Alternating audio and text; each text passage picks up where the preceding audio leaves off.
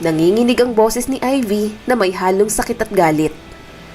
Nagdilim ang ekspresyon ni Deo. Tumataas ang mga depensa nito. Ivy, please, huwag na nating pag-usapan to ngayon. Pagod na ako at gusto ko nang magpahinga. Nangilid ang mga luha ni Ivy. Lagi mong kasamang mga kaibigan mo. Lagi na lang yan ang dahilan mo. Kailan mo ba kami iisipin? Kailan mo ako iisipin? Ako ang pinili mo. Bakit kailangan mo pang bumalik sa Vilma na yun? Bumuntong hininga ang lalaki. Sorry, Ivy. Hindi ko sinasadyang mag-alala ka. Hindi na mauulit. Sorry, hindi na ako babalik kay Vilma. Masaya na siya. Wala na akong balak muluhin ang mag-iina ko. Nanunuya siyang tumawa. Hindi ka pa nagsisisi sa lagay na yan? Obvious naman na mas may pakialam ka sa kanila. Wala kang pakialam sa akin.